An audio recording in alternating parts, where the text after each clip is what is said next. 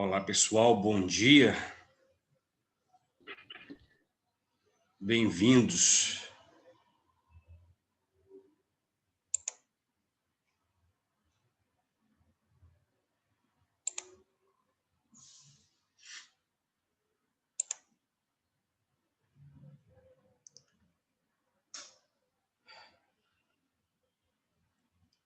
Vamos aguardar um minutinho os colegas chegarem para começarmos.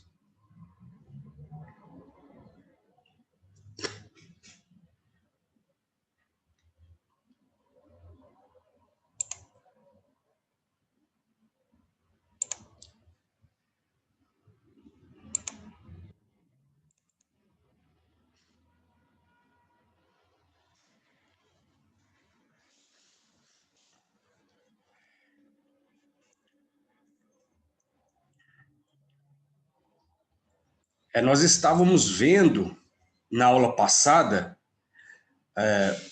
as características das vanguardas europeias, né? Nós vimos que as vanguardas europeias tinham a ideia de apresentar uma nova visão do mundo e também antecipar o que aconteceria no futuro. As vanguardas europeias, então, tinham a intenção de romper com o passado e, além disso, de revolucionar as artes, né? Sejam elas as artes plásticas e a literatura também. Essas vanguardas surgem na Europa, em alguns países, principalmente na França e na Alemanha. Essas vanguardas europeias vão propor, então, muitas mudanças, porque elas não concordam com o estilo da literatura naquele período, da arte em geral. Então, ao propor mudanças, elas fazem manifestos nos jornais e também buscam chocar as pessoas com novidades.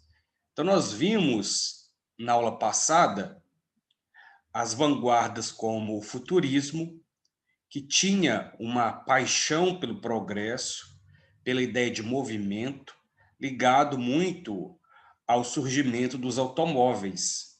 Até porque os automóveis surgem no final do século XIX, claro que eram automóveis muito lentos, né? Mas para o momento eram vistos como muito acelerados, muito rápidos. É curioso lembrar que, naquela época, no final do século XIX, alguém ter um automóvel não era tão simples quanto hoje. Se uma pessoa tivesse carro, ela tinha que ter uma licença na prefeitura para ela sair com o carro à rua. Porque numa cidade inteira, uma pessoa tinha carro, duas. E aí, essa pessoa que saía de carro assustava todo mundo, porque as pessoas tinham medo, né? Saíam correndo quando viam um automóvel. Daí a novidade que era o automóvel. Eu estou com um pouco de rinite, então meu nariz incomoda um pouco. Então, naquele contexto, por exemplo, houve o caso de uma cidade em que o circo estava instalado ali, um circo desses que fazem apresentações. E uma mulher, nessa mesma cidade, tinha um automóvel, um triciclo, né? Um triciclo, e ela costumava andar nesse triciclo pela cidade. E aconteceu que ela andava de triciclo num lugar mais distante e as pessoas ficavam assim, entusiasmadas vendo aquilo. E no exato momento havia o cortejo do circo, palhaços, malabaristas, todos ali passando. O público não deu a menor atenção para os palhaços, malabaristas e o que quer que seja, e foi todo o público acompanhar essa mulher de carro, de triciclo, acreditando que, na verdade, o triciclo dela fosse uma atração do circo e que seria muito mais interessante do que as outras atrações. Então, veja que uma pessoa sair de triciclo causava esse alvoroço todo. Então, esse culto ao movimento marca o futurismo, a ideia de romper com o passado e elogiar o futuro. Mas o futurismo, como nós vimos, tem um caráter de apelo muito nazista e fascista, porque apela para a guerra e para a violência como formas de purificação da população. Bem, vimos ainda também o surrealismo. Aliás, o surrealismo não, vimos ainda o expressionismo, que aí vem da Alemanha, e parte da ideia de que o nosso corpo, o nosso rosto, tem que expressar o sofrimento da nossa alma. Então, é uma vanguarda muito crítica com relação à guerra, ao contrário do futurismo, que elogiava a guerra. Então, para o futurismo, a guerra é importante, porque a guerra vai matar as pessoas feias, doentes, e vai manter as pessoas saudáveis, fortes, bonitas. Então, temos uma ideia aqui de progresso ligado ao nazismo, né? Quer dizer, ao que depois seria nazismo. Em contrapartida, o expressionismo trata exatamente o contrário, de como a guerra é ruim. Então, por isso, no expressionismo, vemos sempre figuras com expressões de dor, de sofrimento muito exageradas. Vimos também o cubismo, que é aquele movimento de vanguarda que procura explorar as formas geométricas. E quando você vê uma imagem, um desenho, parece que você está vendo aquela imagem, aquele desenho em 3D. Então, esse é o cubismo. Vemos aqui agora o dadaísmo. O dadaísmo, ele surge já na Suíça, e tem a ideia de romper radicalmente com todas as regras da arte e apresentar suas próprias regras de arte. Então, eles vão ser contrários às regras e vão apresentar uma visão diferente de arte, né? É aquela visão na qual nós não aceitamos as regras que vocês impõem. Nossa arte é aquilo que nós achamos que é arte. Então, eles vão também desmitificar a ideia de que a arte é uma coisa séria. Não, a arte é algo leve, é algo divertido, é algo que não tem que ter uma tradição. E aí o dadaísmo vai apresentar os ready-mades, que são objetos prontos, né, que são simplesmente deslocados de seu lugar comum e colocados em um museu, e assim adquirem a característica de objetos de arte. Como nós vimos o caso da fonte, que é uma... Veja, a fonte é uma obra de arte que, na verdade, é simplesmente um vaso sanitário que foi arrancado do seu lugar de origem e colocado ao museu. Isso faz com que esse vaso sanitário seja uma obra de arte. Temos também a roda de bicicleta, muito famosa também, que é simplesmente a pessoa tirou, ele, né, o Duchamp, tirou a bicicleta, a roda da bicicleta, e colocou em cima de uma cadeira no museu. E aquilo então, foi apresentado como arte. Diante dos questionamentos que se fazia, eles diziam: nós achamos que isso é arte e, portanto, isso é arte. A arte é aquilo que nós achamos que vai ser. Então, eles tinham um caráter de muito atrevimento. Esse atrevimento é que marca a vanguarda europeia, né? Ser atrevido. Então, temos aqui o Marcelo Duchamp, que faz também uma paródia da Mona Lisa, colocando bigode, né? E chega a parecer, inclusive, ele próprio, né? Na literatura, o dadaísmo é muito influente no Brasil, porque trabalha muito com a desordem e com o improviso, né? E também com a falta de clareza, com a falta de objetividade. É um poema completamente bagunçado, e os brasileiros adoraram essa ideia.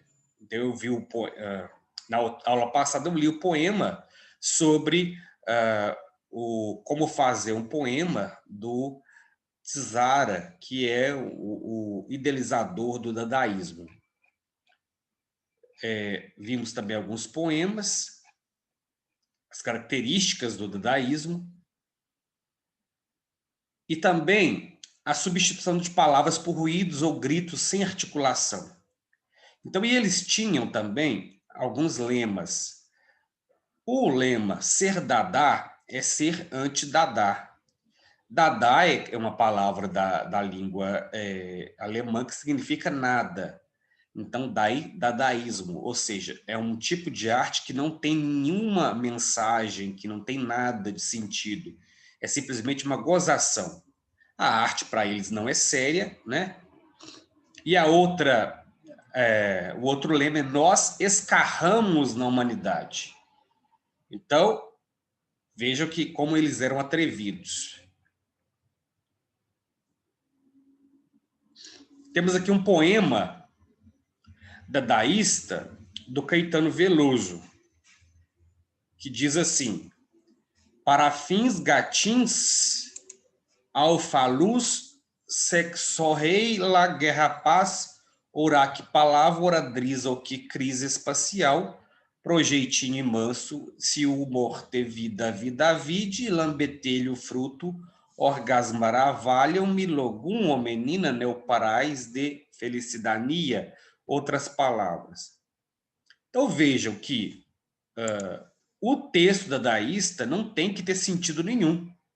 É justamente isso que o caracteriza, a falta de sentido. Temos agora o surrealismo. O surrealismo se baseia também na ideia de inconsciente, porque parte da perspectiva de que a arte não é algo racional, não é algo que você faz a partir do conhecimento, do estudo. Não, a arte ela vem do instinto, ela vem do inconsciente. Porque eles partem da ideia de Freud, segundo a qual nós temos uma instância inconsciente que nós não conhecemos, né, que nos domina, e esse inconsciente é muito criativo. Você sabe que nós temos o consciente, né, que é a consciência, e você sabe da sua consciência. Temos o subconsciente, que é quando você tem algumas nuances de entendimento, mas você não sabe exatamente o que você está fazendo. E o inconsciente é aquele sobre o qual você não tem nenhum controle. E em quais circunstâncias o nosso inconsciente aflora?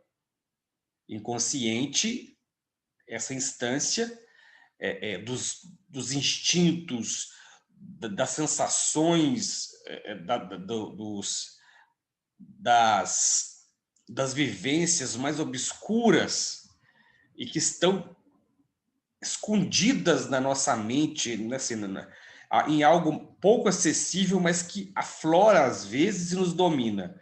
Em quais circunstâncias o nosso inconsciente aflora?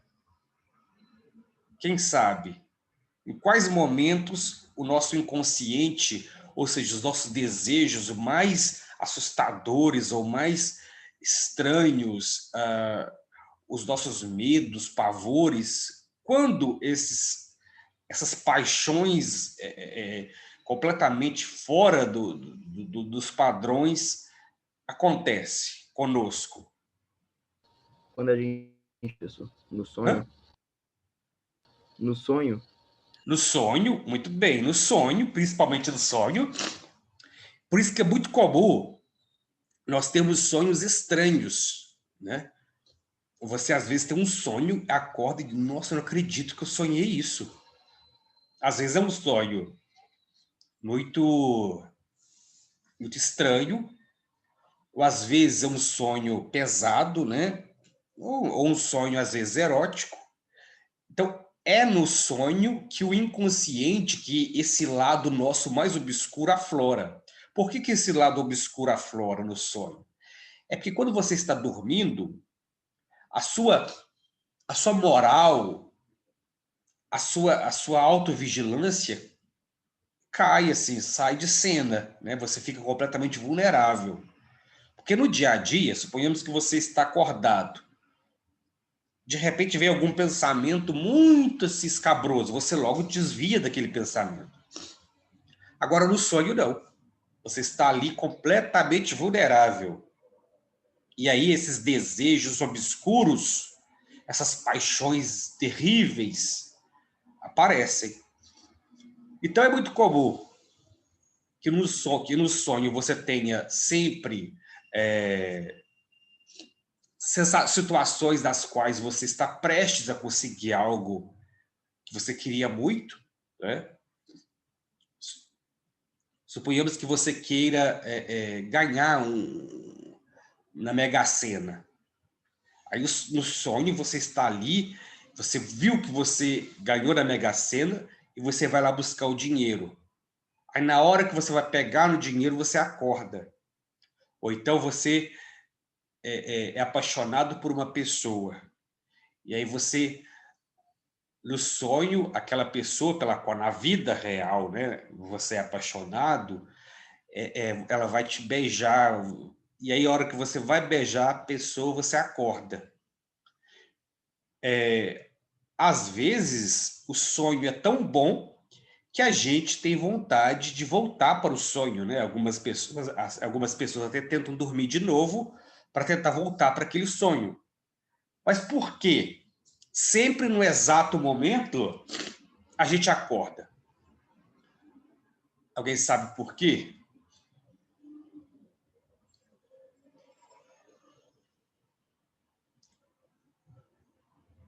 Sei, não. Não.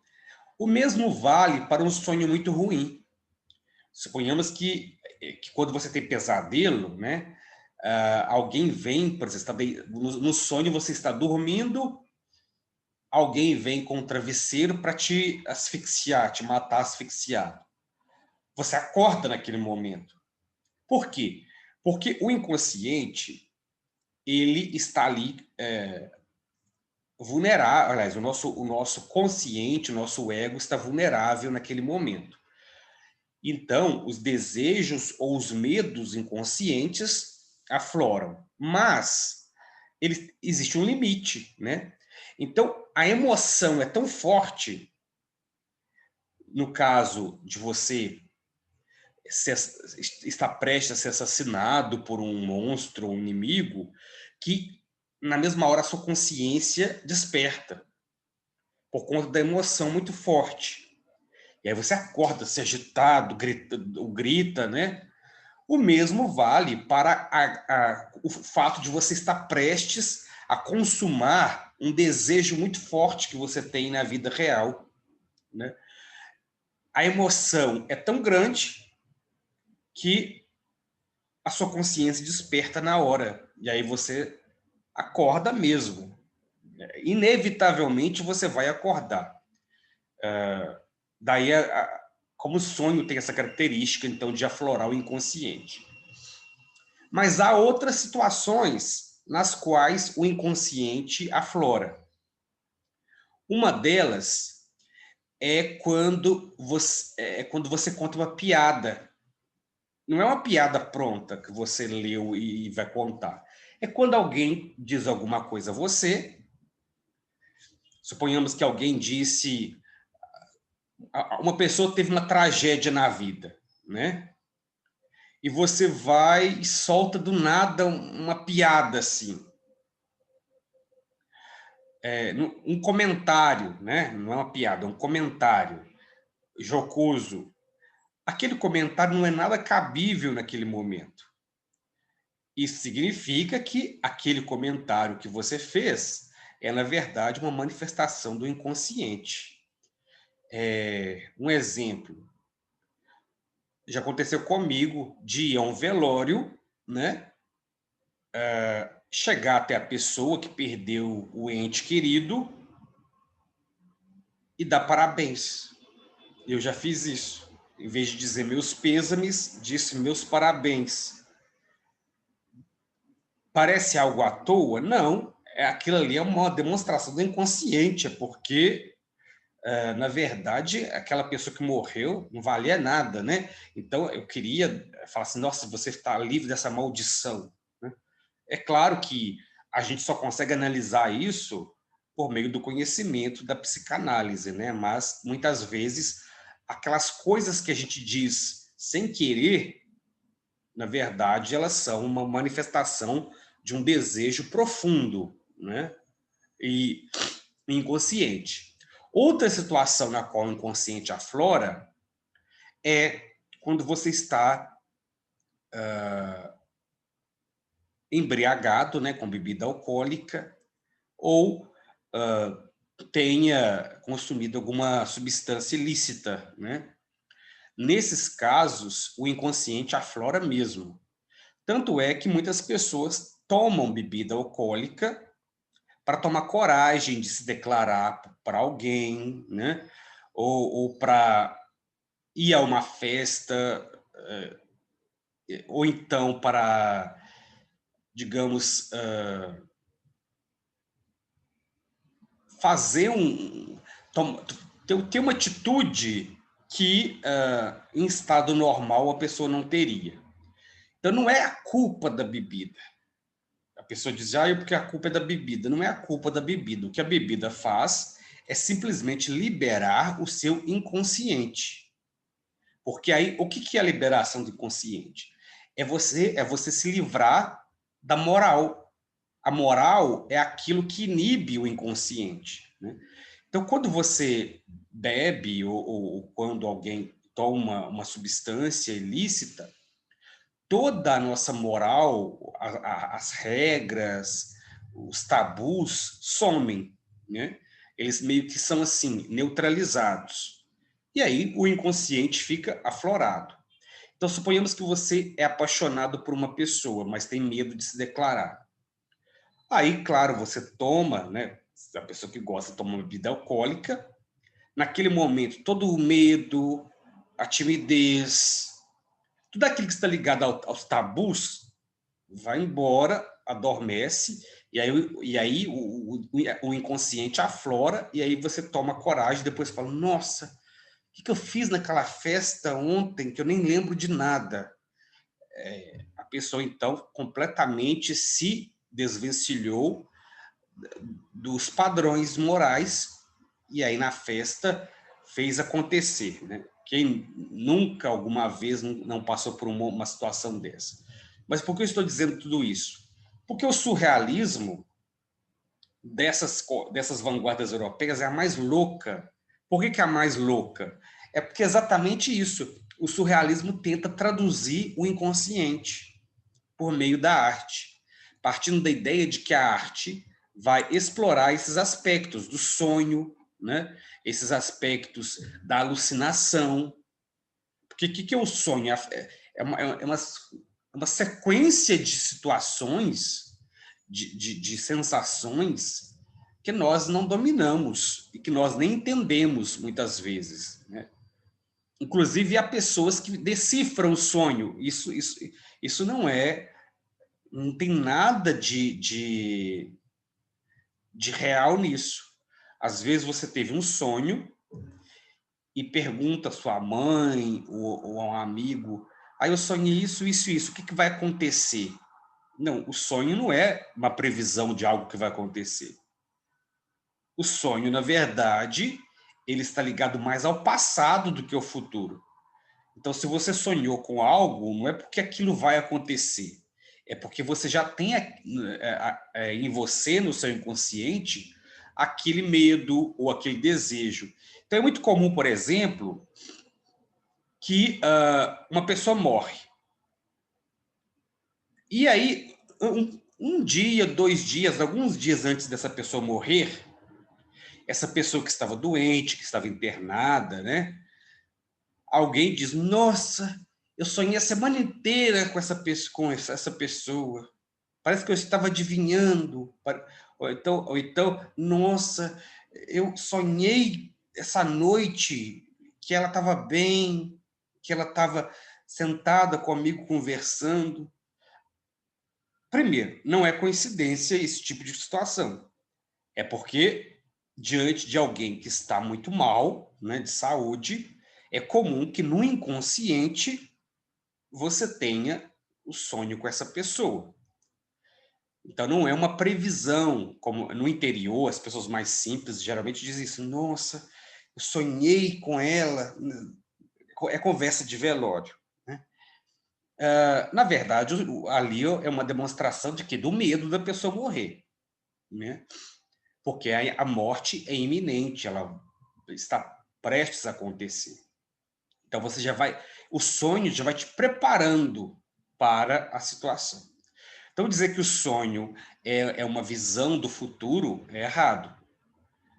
Daí também você ter sonhos assim, eu sonhei com a cobra, alguém está falando mal de mim, me traindo, conspirando contra mim. Não, o sonho não tem essa característica de prever o futuro, de fazer um diagnóstico da realidade.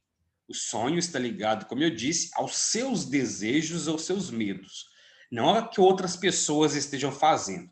É claro que você pode estar com muito medo de alguém estar tramando contra você e você sonhar isso, tudo bem, mas não que o sonho seja uma demonstração do que vai acontecer. Porque é muito comum a gente ter sonhos recorrentes, sonhos que volta e meia acontecem. Quando você tem um sonho que se repete com frequência, é porque aquele sonho representa um momento em que o seu inconsciente está tentando elaborar aquela situação. Principalmente quem tem traumas. Quando você tem um trauma, você sonha muito com aquilo, com alguma situação ou uma situação horrível que aconteceu com você, ou o medo que você tem de que aquela situação aconteça. Nessas duas situações, né, nesses dois casos, você volta e meia vai ter aquele mesmo sonho.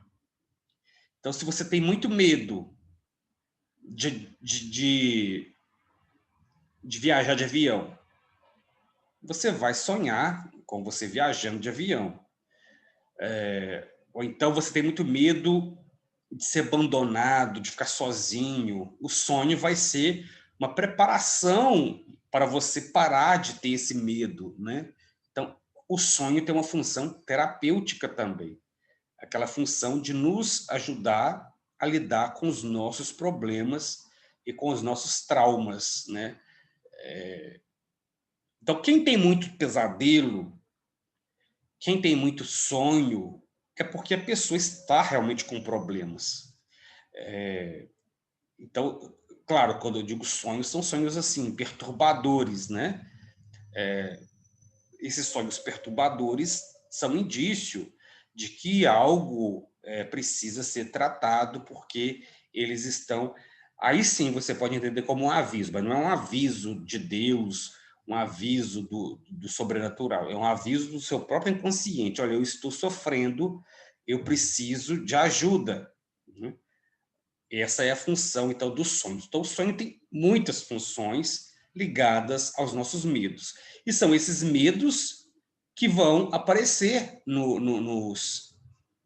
nas pinturas surrealistas. Vejamos este caso aqui. Ó. Esse tipo de imagem é do surrealismo. Sonho provocado pelo voo de uma abelha em torno de uma romã, um segundo antes do despertar, Salvador Dalí. Aí você vê aqui que é o típico de pintura que não tem nenhum sentido a não ser o inconsciente. Você tem ali um elefante, né, voador, temos aqui tigres voadores, uma mulher nua. Vejam, nada com nada. É igual ao sonho, né? É claro que para você interpretar o sonho, você precisa de conversar com alguém que entenda, né? Neste caso aqui, você não tem que entender essa pintura. É basicamente você ver e identificar. Temos aqui outra, a persistência da memória, de Salvador Dalí. Esse aqui já tem um pouco como você entender. O que é persistência da memória? É quando alguma lembrança, geralmente uma lembrança ruim ou uma lembrança que você não quer ter, vem à tona e acaba fazendo com que você se lembre. Claro que aí é o inconsciente aflorando, né? O inconsciente trazendo essa lembrança. Essa pintura já é explicativa, porque nós temos o quê? Relógios. O que o relógio faz? Lembra, né? Mas aqui não são relógios à toa, são relógios aqui em forma de folhas, não sei o que quer dizer isso, como se fosse um tapete, algo dobrável, né? Então você tem até aqui uma sensação de 3D.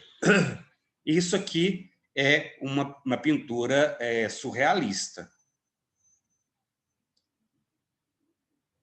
Na literatura, o surrealismo vai também trazer essas imagens oníricas e também as metáforas surreais, em que a realidade e o sonho se conjugam. Um exemplo de poema surrealista aqui é do Murilo Mendes, que é um poeta modernista de Juiz de Fora, né, que fez um grande escritor. Diz assim: tua cabeça é uma dália gigante que se desfolha nos meus braços. Então veja, olha o pensamento completamente estranho. Você dizer a alguém que a cabeça dessa pessoa é uma dália gigante que vai se desfolhando. Dália, você sabe, é uma flor, geralmente grande, né? E imagina então uma dália gigantesca, né, que vai se desfolhando. Nas tuas unhas se escondem algas vermelhas, e da árvore de tuas pestanas nascem luzes atraídas pelas abelhas. Veja, nada com nada. É um poema, é uma espécie de poema de amor, mas que não tem nada de romântico. Vejam como o modernismo vai romper com tudo que há de clássico, né? Uma declaração de amor completamente inimaginável, mas que está ligada à manifestação do inconsciente. Outro exemplo é do Mário de Andrade, é poema da amiga. Gosto de estar a teu lado, sem brilho. Tua presença é uma carne de peixe, de resistência mansa e um branco escoando azuis profundos. Veja, nada com nada. Imagina você dizer a uma pessoa, a uma amiga, que a presença dela é uma carne de peixe. Não, não é nada agradável, né? Mas o surrealismo não tem característica de ser agradável. É simplesmente essa mistura do real, do onírico, do estranho. Eu tenho liberdade em ti. Anoiteço feito um bairro, sem brilho algum. Estamos no interior de uma casa que fechou. Então, imagina você mandar esse poema a uma amiga, escrever esse poema a uma amiga. Ela vai falar, amiga, você está louca? É um poema de amizade, mas ao modo surrealista. Então, vamos agora observar. Essa obra aqui é de qual vanguarda? Olhamos as características da obra e vejamos a qual vanguarda essa obra pertence. Extremamente conhecida essa obra.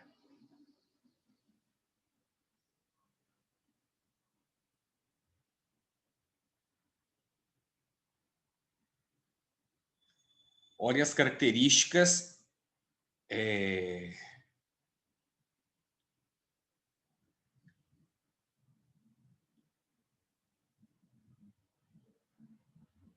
são imagens distorcidas, mas vejam que elas se apresentam com a ideia de superfície, de profundidade.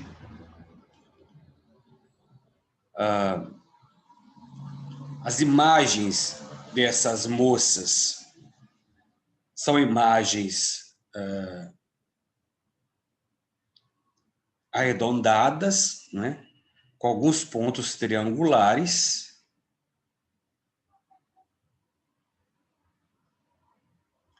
Isso significa que é uma imagem cubista. Sim, é o cubismo.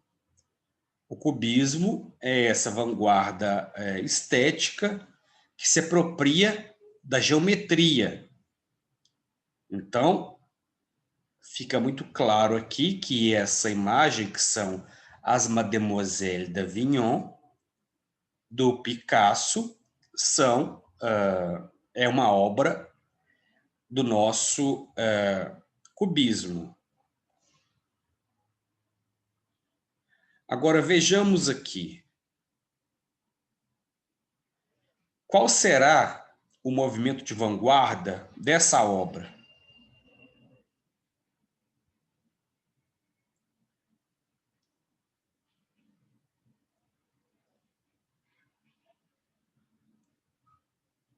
Que movimento será esse?